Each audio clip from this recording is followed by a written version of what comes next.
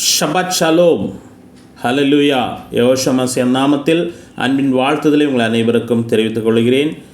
இன்றைய பரிசுத்த ஓய்வு நாளில் பாருங்கள், நமக்கு தேவன் கொடுக்கப்பட்ட வசனம் யாத்ராகமம் 13ஆம் அதிகாரம் 5ஆம் வசனம் வாசிப்போம். ஆகையால் கர்த்தர் உனக்கு கொடுப்பேன் என்று உன் பிதாக்களுக்கு ஆணையிட்டதும் பாலும் தேனும் ஓடுகிறதுமான தேசமாகிய கானானியர், ஏத்தியர், எமோரியர், எவியர், எபூசியர் என்பவர்களுடைய தேசத்துக்கு உன்னை வரப்பண்ணும் காலத்தில் நீ இந்த மாதத்திலே இந்த ஆராதனை செய்வாயாக என்று இந்த வசனத்தை நாம் தியானிக்கவிருக்கிறோம். இந்த வசனத்தில் மெயினாக, அதாவது முக்கியமாக கொடுக்கப்பட்ட பாலும் தேனும் ஓடுகிறதுமான தேசம். அப்போ இந்த பாலும் தேனும் ஓடுகிற தேசம் என்று சொல்லும்போது கானான் தேசத்தை குறித்து தேவன் அங்கு சொல்லுகிறதை பார்க்க முடியும்.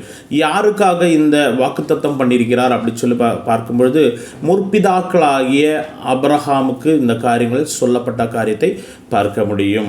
சரி, இந்த மாதத்தில் இந்த ஆராதனை செய்வாயாக என்று சொல்லும் பொழுது இது யாத்ராகமம் 13ஆம் அதிகாரம் 4ஆம் வசனம். அதில் அபீப் மாதம் என்று சொல்லி கொடுக்கப்பட்டிருக்கிறது. அப்படி என்றால் எஸ்தர் புஸ்தகத்தில் கொடுக்கப்பட்டது நிசான் மாதம். நம்முடைய தேவனாகிய ஆண்டவர் நமக்காக சிலுவில் அடிக்கப்பட்டது இந்த அபீப் மாதம் நிசான் மாதத்தில்தான். அப்படி என்றால் எகிப்திலிருந்து நம்மை விடுவித்து கொண்டு வந்த அந்த நாளை நினைக்கும் விதத்தில் இந்த மாதத்தில் தான் நம்மை விடுவித்து கொண்டு வந்தார் என்பதற்குண்டான காரியங்களை நமக்கு தேவன் நினைப்பூட்டுகிறதை பார்க்க முடியும். அப்படியாக அடிமைத்தனமான எகிப்திலிருந்து நம்மளை விடுவிக்கிற ஒரு காரியம். அப்படி என்றால் அடிமைத்தனமான பாவத்திலிருந்தும் சாபத்திலிருந்தும் தேவன் நம்மை இந்த மாதத்தில் அபீப் மாதத்தில் நம்மளை விடுவித்தார். இன்று நாம் இருப்பது இரண்டாம் மாதம் ஈயார் மாதம் என்று சொல்லுவார்கள். ஈயார் மாதம் 2ஆம் மாதத்தில் நாம் உள்ளோம். அதுவும் 8ஆம் தேதியில் உள்ளோம். அப்படியானால் இரண்டாவது பரிசுத்த ஓய்வு நாளில் இந்த செய்தியை கொடுக்கும்படி தேவன் கிருபை செய்திருக்கிறார். சரி, நமக்கு பாலும் தேனும் ஓடுகிற தேசத்தை நம்முடைய முற்பிதாக்களுக்கு தேவன் அங்கு கொடுப்பேன் என்று ஆணையிட்டது காரியம் நடந்தது என்பதை பார்க்க முடியும். எஸ், அதை நம்ம ஒவ்வொரு வசனமாக நம்ம பார்ப்போம். ஆதியாகமம் 12:1 யெகோவா அபிராமை நோக்கி, நீ உன் தேசத்தையும் உன் இனத்தையும் உன் தகப்பனுடைய வீட்டையும் விட்டு புறப்பட்டு நான் உனக்கு காண்பிக்கும் தேசத்துக்கு போ. அப்படி என்றால் இந்த பாலும் தேனும் ஓடுகிற தேசத்துக்கு தேவன் அபிராமை போகும்படியாக தேவன் அங்கு கட்டளையிடுகிறதை பார்க்க முடியும். அப்படி என்றால் இந்த அபிராம் யார் என்று கேட்டால், அபிராம் என்று சொல்லும் அந்த பெயர் ஆபிரகாமை குறிக்கிறது. இந்த அபிராம் தான் காலப்போக்கில் ஆபிரகாமாக தேவன் மாற்றுகிறதை பார்க்க முடியும். இது எபிரேயத்தில் நல்ல ஒரு ரகசியம் இதில் காணப்படுகிறது. சரி, ஆண்டவர் இந்த பாலும் தேனும் ஓடுகிற தேசத்துக்கு அபிராமை கொண்டு போகிறார். அது பாருங்க, ஆண்டவர் சொல்றாரு, இந்த தேசத்துக்கு நீ போ என்று சொல்லி அபிராமிட்ட சொல்லும் பொழுது அபிராம் அவருடைய வார்த்தைக்கு கீழ்ப்படிந்து அந்த தேசத்துக்கு போகிறதை பார்க்க முடியும். அப்படியா என்றால் கர்த்தருடைய வார்த்தைக்கு கேட்டு கீழ்ப்படிந்து அப்படிங்கிற ஒரு காரியத்தை இங்கே பார்க்க முடியும். முதல்ல வாக்குத்தத்தம் பண்ணுகிறார், பாலும் தேனும் ஓடுகிற தேசம் உனக்கு தருவேன் என்று சொல்லி. ரெண்டாவது, அந்த சொன்ன வார்த்தைக்கு அபிரகாம் அங்கு கீழ்ப்படுகிறதை பார்க்க முடியும். பாருங்க, இங்கே அபிராம் என்று கொடுத்திருக்காங்க, ஆனால் நான் அப்ரஹாம் என்று பயன்படுத்துகிறேன். அப்ரஹாமைத்தான் இங்கே அபிராம் என்று சொல்லி பார்க்க முடியும். சரி, பார்ப்போம் அடுத்த வசனம். ஆதியாகமம் 12:5 அபிராம் தன் மனைவியாகிய சாராயையும் தன் சகோதரனுடைய குமாரனாகிய லோத்தையும் தாங்கள் சம்பாதித்திருந்த தங்கள் சம்பத்தெல்லாவற்றையும் ஆரானிலே சவதரித்து ஜனங்களையும் கூட்டிக் கொண்டு அவர்கள் கானான் தேசத்துக்கு புறப்பட்டு போய் கானான் தேசத்தில் சேர்ந்தார்கள். தேவன் சொன்ன அந்த வார்த்தைக்கு கீழ்ப்படிந்து அவர் தன் குடும்பத்தை இனத்தை எல்லாம் விட்டு பாருங்கள் லோத்தையும் கூட்டிக் கொண்டு அவர் கானான் தேசத்துக்கு வந்து சேர்ந்தார் என்பதை பார்க்க முடியும். தேவனுடைய வார்த்தைக்கு சொல்லுக்கு கீழ்ப்படிந்து அவர் பாருங்க அபிராம் கானான் தேசத்துக்கு வந்தனால் அந்த பாலும் தேனும் ஓடுகிற தேசத்தில் அவர் வந்து சேர்ந்ததை பார்க்க முடியும்.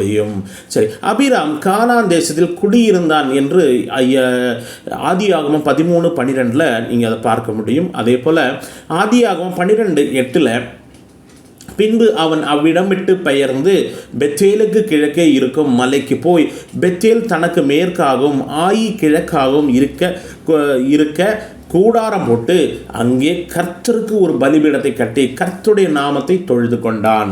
பாருங்க, இங்கே கர்த்தருடைய நாமத்தை இந்த பெத்தேலுக்கு கிழக்காகவும் ஆயிக்கு கிழக்காகவும் இருக்க கூடாரம் போட்டு பாருங்க, அந்த இடத்துல கர்த்தருடைய நாமத்தை தொழுது கொள்ளுகிறத பார்க்க முடியும். இந்த பெத்தேல் எங்கே இருக்குது பார்க்கும்போது இஸ்ராயலில் தான் இருக்கிறது. இந்த இஸ்ராயலை தான் கானான் தேசமாக அங்கே சொல்லப்பட்டு வருகிறது. அப்படியாக ஆபிரகாம் தேவனுடைய வார்த்தைக்கு கீழ்ப்படிந்து விசுவாசித்தான். அதன் நிமித்தம் பாலும் தேனும் ஓடுகிற தேசத்தில் தேவன் கொண்டு சேர்த்தார். நமக்கும் ஆண்டவர் அப்படியாக செய்ய வல்லவராயிருக்கிறார். அவருடைய வசனத்தை நாம் தியானிப்போம். சரி, நம்ம அடுத்த வசனம் பாருங்க, யாத்திராகமம் 15:26 நீ உன் தேவனாகிய கர்த்தரின் சத்தத்தை கவனமாய் கேட்டு அவர் பார்வைக்கு செம்மையானவைகளை செய்து அவர் கட்டளைகளுக்கு செவி கொடுத்தார், அவருடைய நியமங்கள் யாவையும் கை கொண்டார். நான் எகிப்தியருக்கு வரப்பண்ணின வியாதிகளில் ஒன்றையும் உனக்கு வரப்பண்ணேன், நான் உன் பரிகாரியாகிய கர்த்தர் என்றார். ஆனால் இந்த ஒரு காரியம் பாருங்கன்னா, மோசேயின் காலத்தில் இது சொல்லப்படுகிறது. மோசேயும் மற்றும் யோசுவாவின் காலத்தில் இந்த காரியங்கள் எல்லாம் வனாந்தரத்தின் வழியாக நடக்கும்போது சம்பவம் நடக்கிறது. இதற்கு இந்த நானே உன் பரிகாரியாக கர்த்தர் என்றார் என்ற வார்த்தை எபிரேயத்தில் பார்க்கும்பொழுது அனி யெகோவா ரொஃபேகா என்ற ஒரு வார்த்தை அங்கு பார்க்க முடியும். இந்த அனி யெகோவா ரொஃபேகா என்று தேவன் நமக்கு அந்த வார்த்தையை கொடுத்திருக்கிறார்.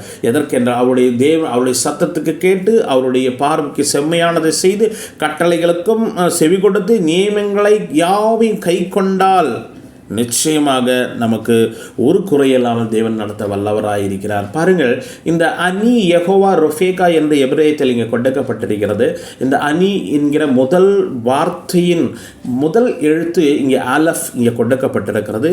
இரண்டாவது தேவனுடைய நாமம், பரிசுத்தருடைய நாமம், இந்த நாமம் யெகோவா. யெகோவாவுடைய நாமத்தில் முதல் எழுத்து யோத் என்கிற எழுத்தை இங்கே கீழே கொடுக்கப்படுகிறது.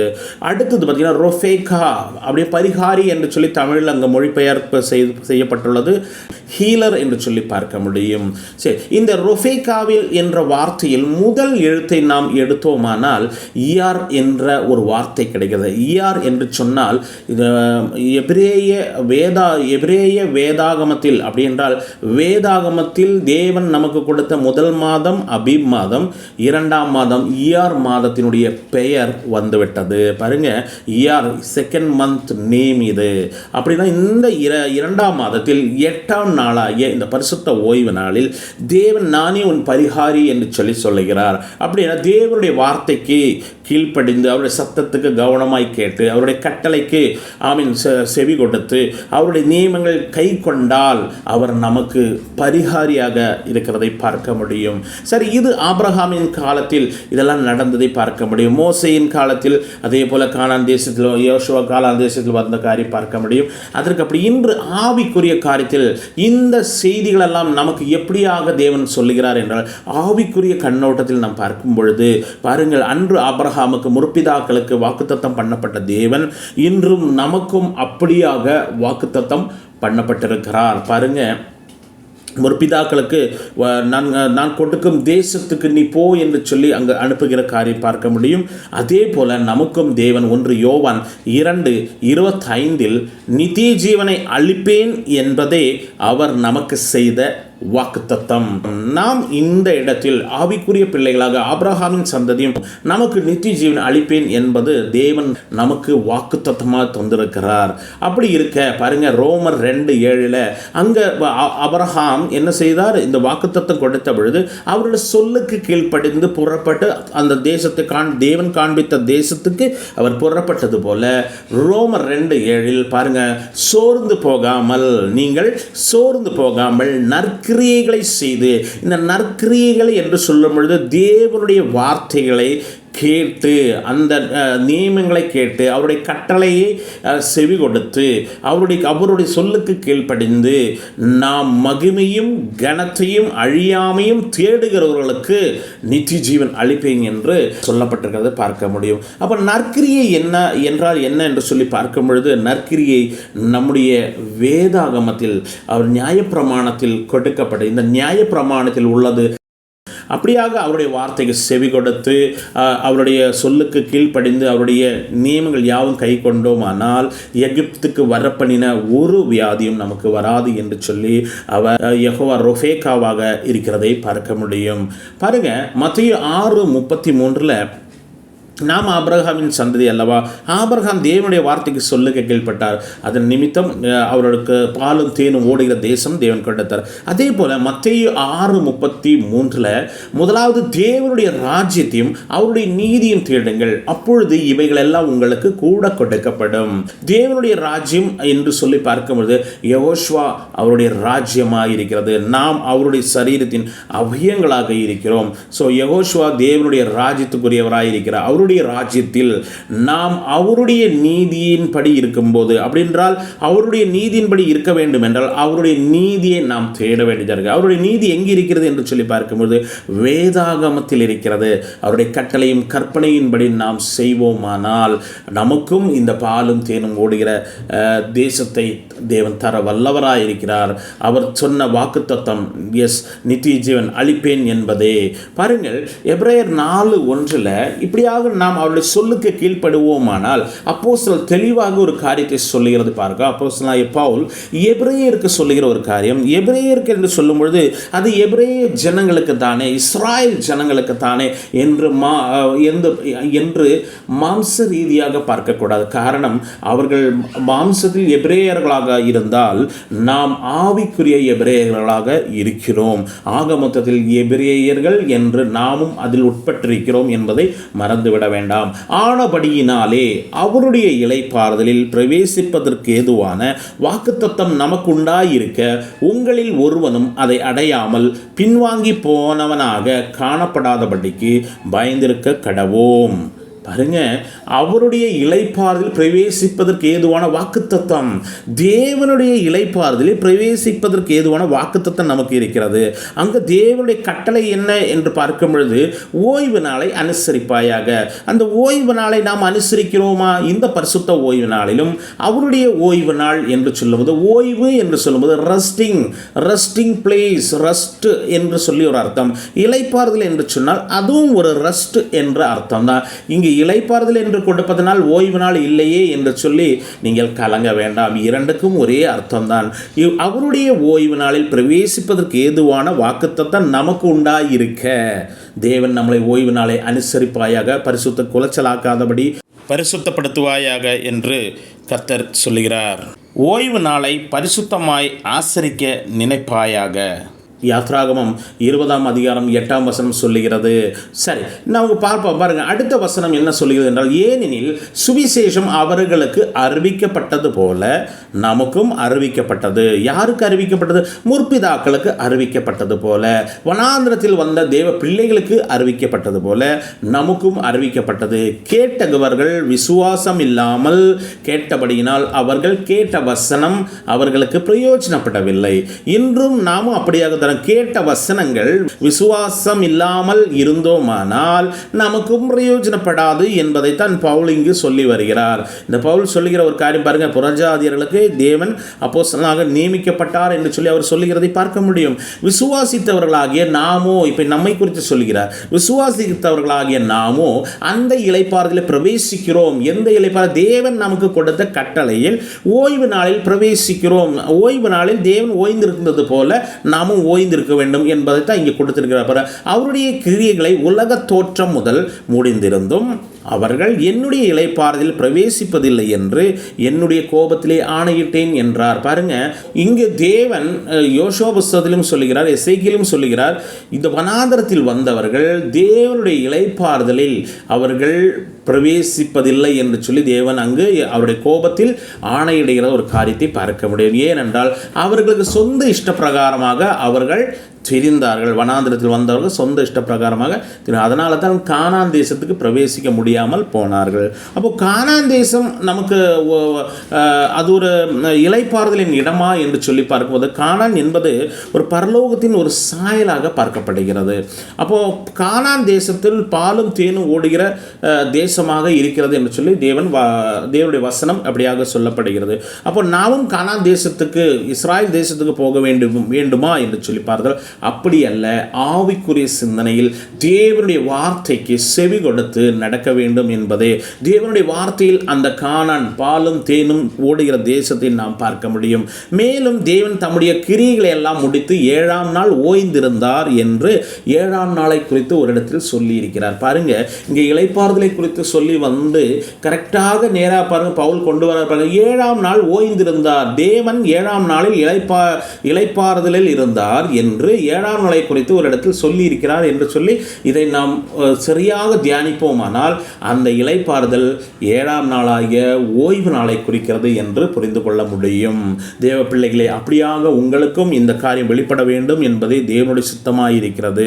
பாருங்க, அன்றியும் அவர் என்னுடைய இளைப்பாறுதல் பிரவேசிப்பதில்லை என்று அந்த இடத்தில் தானே சொல்லி இருக்கிறார். அப்படினால் 7ஆம் நாள் ஓய்வு நாளில் தேவன் ஓய்ந்திருந்தது போல நாமும் 6 நாள் வேலை செய்து அவருடைய இளைப்பாறுதலில் நாமும் பிரவேசித்து, அவருடைய ஓய்வு நாளில் பிரவேசித்து நாமும் அவரோடு கூட இருப்போமானால் நிச்சயமாக தேவன் நமக்கு வாக்கு பண்ண அந்த நித்திய ஜீவனை தர வல்லவராயிருக்கார். அப்படி அதன்படி செய்யாமல் நான் போவோமானால் இளைப்பாறுதலில் பிரவேசிப்பதில்லை என்று முற்பிதாக்களுக்கு சொன்ன காரியம் நமக்கும் அது ஒத்து போகிறதாக இருக்கிறது. பாருங்க, ஆகையால் சிலர் அதில் பிரவேசிப்பது இன்னும் வரப்போகிற காரியமாக இருக்கிறபடியினால் நாளும் சுவிசேஷத்தை முதலாவது கேட்டவர்கள் கீழ்ப்படியாமையினாலும் அதிலே பிரவேசியாமற் போனபடியினாலும், பாருங்க, சுவிசேஷத்தை கேட்டவர்கள் கீழ்ப்படியாமையினாலே அதில் பிரவேசியாமல் போனபடியினாலும், பாருங்க, அந்த கானான் தேசத்தில் சுவிசேஷம் அவர்களுக்கு அறிவிக்கப்பட்டது.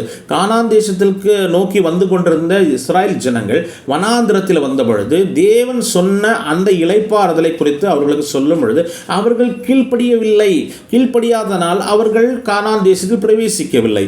அப்போ அந்த பாலும் தேனும் ஓடுகிற ஒரு விஷயத்தை அவர்களால் உணர்ந்து கொள்ள முடியவில்லை. அதே போல் இன்றும் தேவன் நமக்கு ஆவிக்குரியதான காரியங்கள், தேவனுடைய வார்த்தையை வைத்திருக்கிறார்.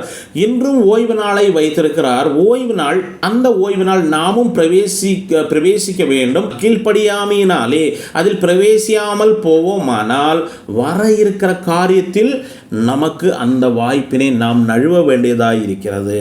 பார்ப்போம். பாருங்க, இன்று அவருடைய சத்தத்தை கேட்பீர்களாகில், இன்றும் நீங்கள் தேவனுடைய சத்தத்தை கேட்பீர்களாகில் உங்கள் இருதயங்களை கடினப்படுத்தாதீர்கள் என்று வெகு காலத்திற்கு பின் தாவீதின் சங்கீதத்தை சொல்லியிருக்கிறபடி இன்று என்று சொல்வதினாலே பின்னும் ஒரு நாளை குறித்திருக்கிறார். பாருங்க, தெளிவாக சொல்லப்படுகிறது. இன்று என்று சொல்வதினாலே பின்னும் ஒரு நாளை குறித்திருக்கிறார். நாம் பூமியில் நாம் வசிக்கிறோம். தேவனுடைய பிள்ளைகள் தேவனுடைய ராஜ்யத்தின்படி, தேவனுடைய ராஜ்யத்தை ஸ்தாபிக்கும்படி தேவன் கொடுத்த கட்டளைகளின்படி நாம் ஓய்வு நாளில் சரியாக நாம் இன்று பிராக்டிக்கலாக நாம் அதை செய்வோமானால் வர இருக்கிற நித்தியமான அந்த நாளில் நாம் பிரவேசிக்க இங்கு செய்ய வேண்டியது அவசியமாக இருக்கிறது என்பதைத்தான் இங்கு கொடுத்திருக்கிறார். பாருங்கள், இந்த இருதயத்தை கடினப்படுத்தாமல் இதோடு அப்படி என்றால் அன்றைய ஜனங்கள் எல்லாம் நினைத்து விட்டார்கள் கானான் தேசம் தான் ஓய்வு நாள், கானான் தேசம் தான் பாலும் தேனும் ஓடுகிற தேசம், அதனால் அதில் பிரவேசித்து விட்டால் நமக்கு எல்லாமே கிடைத்து விட்டது என்று சொல்லி இருதய கடினத்தினாலே ஏற்பட்டதனால தான் அவங்க மீண்டும் எகிப்துக்கு அடிமைத்தனத்துக்கு போனார்கள். அதே போல நாமும் இன்று ஆவிக்குரியாக ஓய்வு நாளில் பிரவேசித்து விட்டோம் என்று சொல்லி நமக்கு இனி எந்த பிரச்சனையும் இல்லை என்று சொல்லி நாமும் இருப்போமானால், இருதய கடினம் ஏற்பட்டு கீழ்ப்படியாமையில் ஆகுவோமானால் நிச்சயமாக மீண்டுமாக அடிமைத்தனத்துக்கு போய்விடுவோம். அதனால் தேவனுடைய சத்தத்துக்கு செவி கொடுத்து அவருடைய கட்டளையின்படி அவருடைய நியமங்களை கை கொண்டால் எகிப்துக்கு வரப்பண்ணின ஒரு வியாதியும் நமக்கு வராது என்று அவருடைய வசனம் சொல்லுகிறது. அல்லேலூயா. பாருங்க, யோசுவா அவர்களை இளைப்பாறுதலுக்கு உட்படுத்தி இருந்தால் பின்னும் அவர் வேறொரு நாளை குறித்து சொல்லியிருக்க மாட்டாரே. அன்று கானான் தேசத்தில் பிரவேசித்த யோசுவா தன்னுடைய தேவனுடைய பிள்ளைகள் எல்லாரும் அவர்களை யோசுவா சொல்றாரு, இதுதான் இளைப்பாறுதல் என்று சொல்லவில்லை என்ற. ஏனென்றால் அவர்களை அப்படி சொல்லி இருந்தால் பின்னும் வேறொரு நாளை சொல்லி இருக்க மாட்டாரே. வேறொரு நாள், நித்தியத்துக்கு அவரோடு கூட வசிக்கிற ஒரு நாள் இருக்கிறது. இதை நீங்கள் ஒழுங்குபடியாக செய்யுங்கள் என்று சொல்லி தான் இங்கே தேவன் கொடுத்த ஒரு காரியத்தை பார்க்க முடியும். இதை தான் இங்கே யோசுவா சொல்கிறாரு. ஆகையால் தேவனுடைய ஜனங்களுக்கு இளைப்பாறுகிற காலம் இனி வருகிறதா இருக்கிறது. அப்படி என்றால் இனி நித்தியத்தில் அவரோடு கூட இளைப்பாறுதல் பிரவேசித்து நாம் அவரோடு கூட வாழும்படியான ஒரு காலம் வருகிறதா இருக்கிறது. ஆகையால் தேவன் இன்று நமக்கு கொடுக்கப்பட்ட இந்த பரிசுத்த ஓய்வு நாளில் நாம் அவரோடு கூட இளைப்பாறி அவருடைய வார்த்தைக்கு செவி கொடுத்து இருப்போமானால் வருகிற அந்த காரியத்திலும் தேவன் நம்மை சேர்த்துக்கொள்ள வல்லவராக இருக்கிறார். ஏனெனில் அவருடைய இளைப்பாறுதலில் பிரவேசித்தவன், நல்லா பாருங்க, அவருடைய இளைப்பாறுதலில் பிரவேசித்தவன். நாம் இன்னும் அவருடைய இளைப்பாறுதலில் பிரவேசிக்கவில்லை. ஆனால் அவருடைய கட்டளையின்படி ஓய்வு நாளில் பிரவேசித்தவன் தேவன் தம்முடைய கிரியைகளை முடித்து ஓய்ந்தது போல தானும் தன் கிரியைகளை முடித்து ஓய்ந்திருப்பான். பாருங்க, தேவன் 6 நாளும் அந்த காரியங்கள் எல்லாம் சிருஷ்டித்த பிறகு 7ஆம் நாள் ஓய்ந்தது போல நாமும் 6 நாள் வேலை செய்து தேவனுடைய இந்த நாளில் நாம் ஓய்ந்திருப்போமானால் நிச்சயமாக வரவிருக்கும், முன்பே சொன்ன மாதிரி பாருங்க, ஆகையால் தேவனுடைய ஜனங்களுக்கு இளைப்பாறுகிற காலம் இனி வருகிறது. அந்த காலத்தில் தேவன் நம்மையும் மீட்க வல்லவராயிருக்கிறார். பாருங்க, ஆகையால் அந்த திருஷ்டாந்தத்தின்படி ஒருவனாகிலும் கீழ்ப்படியாமையினாலே விழுந்து போகாதபடிக்கு நாம் இந்த இளைப்பாறுதலில் பிரவேசிக்க ஜாகிரதையாக இருக்க கடவோம். பாருங்க, நாம் இந்த இளைப்பாறுதல் தேவன் நமக்கு கொடுத்த இந்த ஓய்வு நாளில் பிரவேசிக்க ஜாகிரதையாக இருக்க வேண்டும் என்று பவுல் சொல்லுகிற ஒரு காரியத்தை பார்க்க முடியும். சரி, அப்படியாக நாம் இந்த இளைப்பாறுதல் பிரவேசித்தோமானால் யாத்ராகம் 13:5 சொல்லப்படுகிற பாலும் தேனும் ஓடுகிற தேசமாகிய இந்த வார்த்தை எபிரேயத்தில் அந்த சீக்ரெட்டை நாம் பார்ப்போம். டெவாஷ், ஹலாவ், ஜவாத், ஜவாத், ஹலாவ், டெவாஷ். பாருங்க, ஜவாத் அப்படின்னா ஃப்ளோயிங் என்ற அர்த்தம். பாருங்க, ஓடுகிறது என்று சொல்லுவாங்க. ஹலாவ் அப்படின்னு சொன்னால் மில்க், பால் என்று சொல்லுவாங்க. டெவாஷ் அப்படின்னு சொன்னால் ஹனி, தேன் என்று அர்த்தம். இந்த 3 வார்த்தைகளிலுமிருந்து கடைசி எழுத்துக்கள் பாருங்க, ஷின் இருக்கிறது. அணியிலிருந்து இந்த ஷின்னை எடுத்துக்கொள்கிறோம், மில்கிலிருந்து பெத்தை எடுத்துக்கொள்கிறோம். இது ரெண்டும் சேரும்போது ஷூ என்று சொல்லுவாங்க. ஷூ அப்படி என்றால் ரிட்டன், திரும்பு என்று அர்த்தம். எங்கேக்கு திரும்ப வேண்டும் அப்படின்னு சொல்லி பார்க்கும் பொழுது பாருங்க, ஃப்ளோயிங்கில் அந்த ஜவாத் அப்படிங்கிற அந்த வார்த்தையில் தவ் என்கிற எழுத்தை எடுத்துக்கொண்டேன். நியாய தீர்ப்பிலிருந்து விலக்கு அளிப்பதற்கு தவ்வை நோக்கி திரும்பு. இந்த 3 எழுத்துக்களும் சேர்ந்தது தான் ஷபாத். ஷபாத்துக்கு திரும்பு என்ற அர்த்தம். இந்த ஷபாத்தில் திரும்பும் பொழுதுதான் கவனண்டை பார்க்க முடியும். பாருங்க, ஷபாத்தில் கவனண்டை பார்க்க முடியும். ஓய்வு நாளுக்கும் மனுஷகுமாரன் ஆண்டவராயிருக்கிறார் என்பதை காரியம் மறந்துவிட வேண்டாம். நாமும் இந்த ஷபாத்தில் தேவனோடு ஓய்ந்திருப்போமானால் பாலும் தேனுகிற ஓடுகிற தேசமாகிய பரம கானானில் நாமும் பிரவேசிக்க தேவன் நமக்கு சகாயம் செய்ய வல்லவராயிருக்கிறார். அப்படியாக யோசுவா தேவன் தாமே இன்றும் இந்த நாளில் நமக்கு கொடுத்த இந்த உன்னதமான காரியத்திற்காக தேவனை மகிமைப்படுத்தி அவருக்கு நன்றி செலுத்தி நாம் அவரை உயர்த்துவோம். தேவ் தாமே, யெகோவா மெசியா தாமே உங்களை அனைவரையும் ஆசீர்வதிப்பாராக. உங்களுக்கு இந்த செய்தி, இந்த ஷபாத்தை குறித்து அநேக காரியங்கள் தெரிந்து கொள்ள வேண்டும் என்றால் நீங்கள் என்னுடைய நம்பரில் நீங்கள் என்னை அழைக்கலாம். இந்த ஊழியத்தை நீங்கள் தாங்க வேண்டும் என்று விரும்பினால் நீங்கள் இதற்குண்டான நம்பரில் நீங்கள் தாங்கலாம். இந்த ஊழியத்தில் பங்குதாரராக வேண்டும் என்றால், பயணிக்க வேண்டும் என்றால் இந்த ஊழியத்தில் நீங்கள் சேர்ந்து கொண்டு பயணிக்கலாம். அநேகருக்கு சுவிசேஷம் சொல்லலாம். அது மட்டுமின்றி எபிரேயம் படிப்பதற்கு நீங்கள் விரும்பினால் நீங்கள் எங்களை அணுகலாம். இந்த எபிரேய ஸ்கூலில் இருந்து உங்களுக்கு எபிரேய வகுப்புகள் நடந்து கொண்டிருக்கிறது. புதிய பேட்சுகள் ஆரம்பமாக இன்னும் ஆய்கொண்டே இருக்கிறது. அதில் நீங்கள் பங்கெடுத்துக் கொள்ளலாம். யெகோவா மெசியா தாமே உங்களை அனைவரையும் ஆசீர்வதிப்பாராக. ஷபாத் ஷலோம்.